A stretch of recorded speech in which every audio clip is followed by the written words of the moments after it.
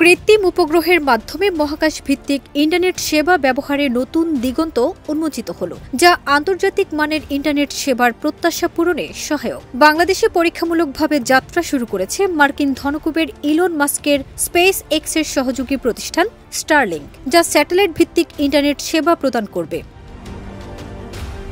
৯ April ঢাকার hotel ইন্টারকন্টিনেন্টালে অনুষ্ঠিত বাংলাদেশ বিনিয়োগ সম্মেলনের উদ্বোধনী অনুষ্ঠানে যাত্রা শুরু হয় প্রতিষ্ঠানটির। সম্মেলনের তৃতীয় দিনে স্টারলিংকের এই পরীক্ষামূলক সেবা উদ্বোধন করেন প্রধান উপদেষ্টা ড.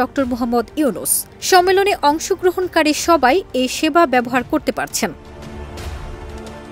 এছাড়া সেখান থেকে স্টারলিংকের ইন্টারনেট ব্যবহার করে সরাসরি সম্প্রচার করা হয়েছে সম্মেলনের কার্যক্রম। We welcome you to join us with that mission, creating a new world for the whole world. এর আগে ৬ এপ্রিল এক সংবাদ সম্মেলনে বাংলাদেশ বিনিয়োগ উন্নয়ন কর্তৃপক্ষের নির্বাহী চেয়ারম্যান চৌধুরী আশিক মাহমুদ বিন হারুন জানান, স্টারলিংক বিডার রেজিস্ট্রেশন প্রক্রিয়া সম্পূর্ণ করেছে।